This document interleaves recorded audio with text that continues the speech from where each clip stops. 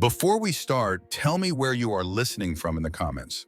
Perhaps you are someone who believes successful actors, whether in finance or in geopolitics, see others purely as economic statistics or political trends. Maybe you assume that when knowledgeable individuals discuss understanding the public, they are referring to data models, polling, or market sentiment analysis.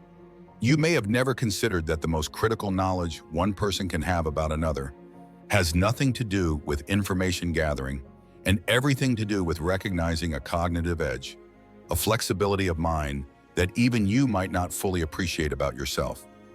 This conversation is for you. I want to tell you about something I know about you that nobody else does.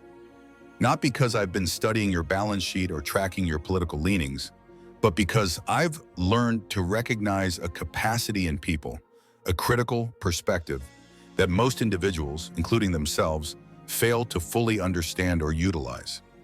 This is not about private details or any of the facts that usually come to mind when we think about what it means to know someone.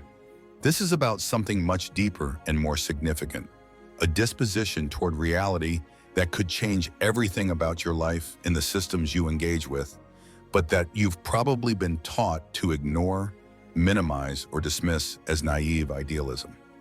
Today, I want to share what I know about you because staying silent would be a disservice to the potential I see. The ability to see systemic flaws. What I know about you that nobody else does is this. You have the ability to spot systemic flaws that appear permanent to everyone else. You don't have this quality because you're inherently smarter or more powerful, but because you're willing to think about challenges in ways that bypass the conventional wisdom and cognitive biases that paralyze most people. I know this not from meeting you or learning your background, but from the fact that you're here listening to a conversation that challenges accepted norms. This tells me something important about how your mind works and what motivates you. To seek an understanding of why systems are the way they are, rather than simply accepting the official narrative. Most people, when faced with an unsatisfactory financial market, a political stagnation, or a deep social problem, immediately begin looking for reasons why the situation is inevitable, or why they must endure the current unsatisfactory equilibrium. But you're different. Something in your mental approach makes you curious about the mechanism of the problem rather than resigned to the difficulty of the outcome. You are interested in the points of leverage rather than convinced by the apparent strength of the status quo. You are willing to consider that system problems exist because the right person hasn't applied the right critical analysis yet, rather than because the system is inherently unchangeable. The difference in approach, this quality is rare, much rarer than high intelligence or institutional credibility. Most people, even those who are brilliant and accomplished, have been trained by their experiences to see stability first and vulnerability second. They look at established structures, whether a stock price or a government policy, and immediately begin calculating why challenging it is too risky, too unpopular, or too late to be effective. They've learned to protect themselves from disappointment by accepting the prevailing consensus rather than challenging their own understanding. But you've somehow preserved or developed a different approach. When you encounter a system or a market that seems immutable, your first instinct is to wonder what critical assumption holds it together and where that assumption might be wrong.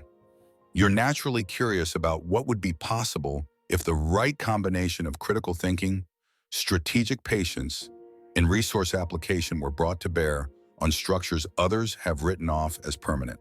This doesn't mean you're naive about risks or blind to institutional constraints.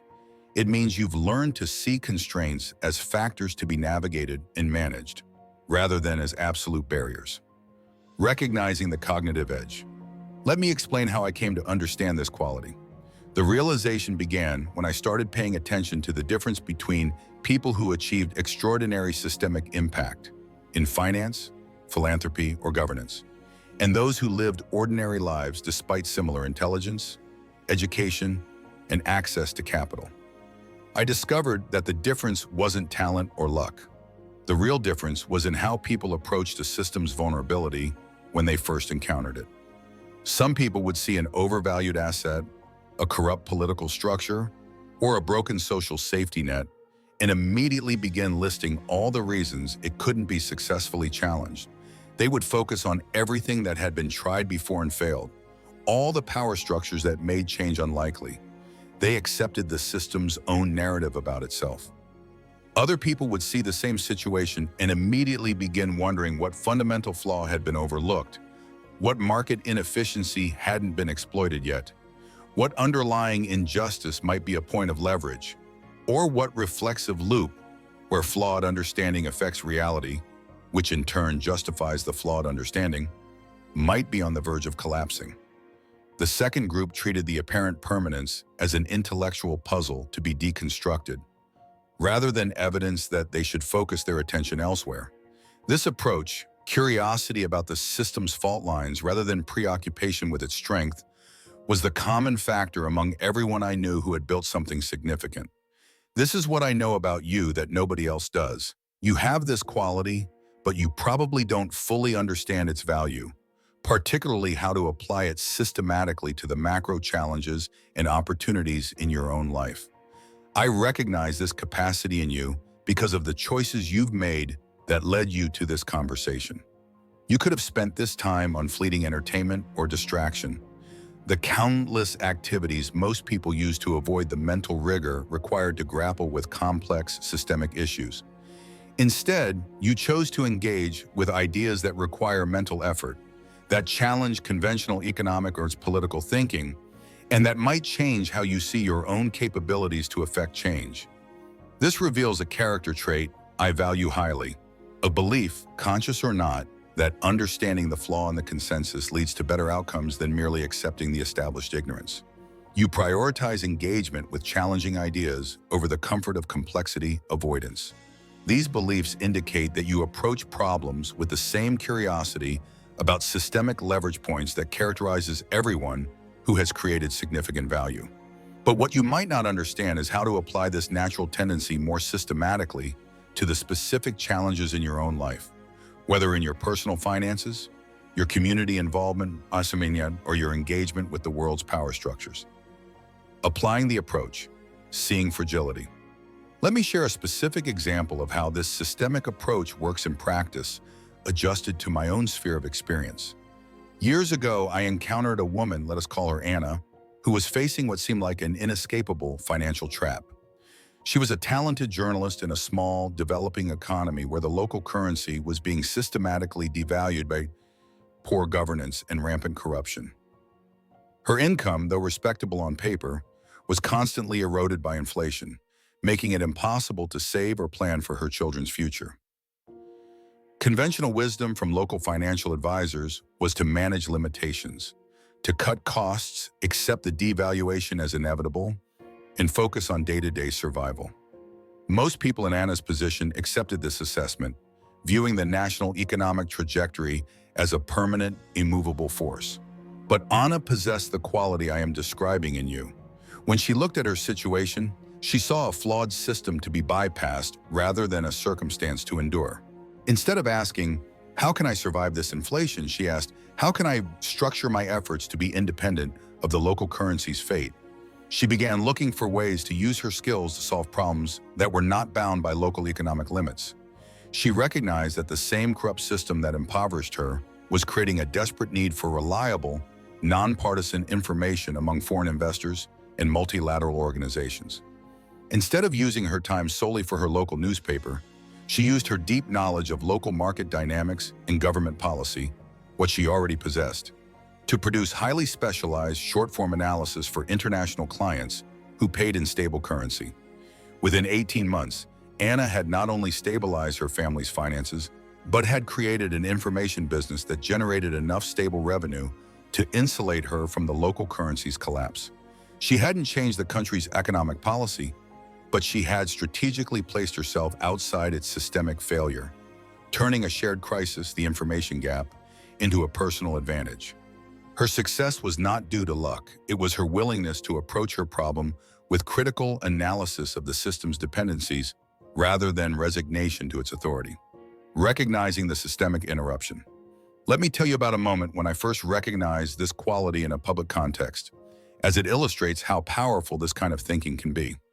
I was participating in an advisory panel focused on supporting fledgling democracies when a young man approached me.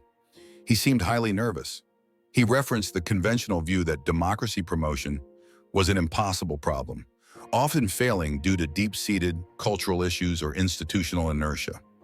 "Mr. Soros," he said, "I think I know how to interrupt a mechanism that everyone says can't be fixed, but nobody will listen to me because I don't have the institutional standing." I was intrigued. He told me about a seemingly minor but pervasive problem in his country: widespread public resignation and cynicism regarding political elections, largely fueled by years of government manipulation that made voting feel pointless. The common wisdom was that voter apathy was the cause of the system's failure. His analysis was different. He had spent months observing the reflexive loop. Cynicism led to low turnout, which allowed manipulators to easily skew results, which in turn increased cynicism. His solution was not a grand structural reform, but a localized interruption of this loop. He proposed an initiative to fund and deploy small, independent, nonpartisan teams of observers in a handful of key swing districts. The purpose was not to stop fraud, too ambitious, but simply to guarantee an absolute, documented public accounting of what actually happened at the ballot box in those districts. His approach was elegantly simple. He saw that the problem wasn't a lack of desire for change. It was a lack of credible, independent information needed to break the cycle of self-fulfilling prophecy. He viewed the system not as a fixed political structure, but as a pattern of belief that could be changed with a targeted input of verifiable truth. That difference in perspective, seeing patterns that can be interrupted rather than problems that must be endured, is exactly what I recognize in you. What impressed me wasn't just the practicality of her intervention, but the fact that she had approached a problem that everyone else had accepted as socially or politically fixed, with genuine curiosity about where the system was vulnerable, rather than resignation to what couldn't be changed.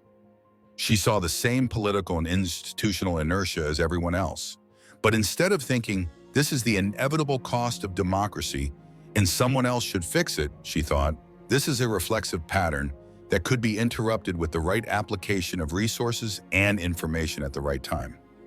That difference in perspective, seeing patterns that can be strategically changed rather than enduring problems, is exactly what I recognize in you. Systematic application of criticality. The difference between using this systemic quality effectively and letting it remain dormant is understanding how to apply it systematically, rather than just occasionally when a crisis captures your attention. Most people who possess this capacity use it sporadically. They might apply shrewd financial analysis to an investment opportunity, or critical thinking to help a friend navigate a complex organizational structure, but they accept limitations in their own financial security, personal growth, or effective philanthropic impact that could be addressed with the same deep analysis. This is what I want to help you understand. The quality I see in you, the ability to discern the hidden levers that others miss, is not just for dramatic market corrections or funding major causes. It's a way of approaching all of life's challenges that can transform your daily experience and your long-term outcomes. When you apply this approach systematically to your financial strategy, you stop accepting your current income or market position as fixed and start looking for mispriced opportunities or ways to structure your assets to be more resilient against systemic shocks.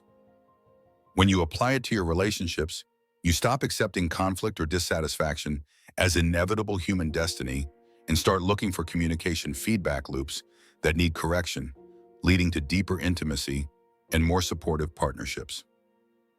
When you apply it to your social or political engagement, you stop accepting institutional limitations as permanent aspects of the structure and start looking for ways to develop influence, overcome obstacles, or fund initiatives that create fundamental, sustainable changes. The reason I know you have this quality is that you've already demonstrated it by making choices that led you to this conversation. You've shown that you're willing to invest time and mental energy into ideas that might challenge your most basic assumptions about yourself and your possibilities. The difference between those who create extraordinary lives and those who live ordinary lives despite having extraordinary potential is not talent or opportunity. It's the systematic application of curiosity about a system's flaws to all of life's challenges, rather than just the ones that happen to be high profile. You have this capability. What you need now is the understanding that it can be applied more broadly than you might have realized, and the commitment to use it consistently. The problems in your life that seem most difficult or most permanent are probably the ones where this critical, strategic approach could make the biggest difference. What I know about you that nobody else does is that you don't have to accept your current limitations as permanent, your current problems as unsolvable, or your current circumstances as the best you can achieve. You have the ability to create strategic solutions that others can't see, to find unconventional approaches that others haven't tried, and to make progress on challenges that others have given up on. The only question is whether you'll recognize this critical edge in yourself and begin using it more systematically to address the areas of your life where you most want to see change. Share this with someone who might not realize they have the ability to spot the fragility in fixed systems and who needs encouragement to apply their natural strategic capabilities more broadly to their own life challenges. Subscribe if these conversations help you recognize qualities in yourself that you might not have fully understood or appreciated and help you think about how to develop and apply your systemic understanding more effectively. And remember, the most important thing I know about you is not something you need to develop or acquire. It's something you already have, but might not be using to its full potential. What would change about your life if you understood that your natural curiosity about a system's vulnerabilities is one of the most valuable qualities you possess, and that it can be applied systematically to address any challenge you're currently accepting as immutable or permanent?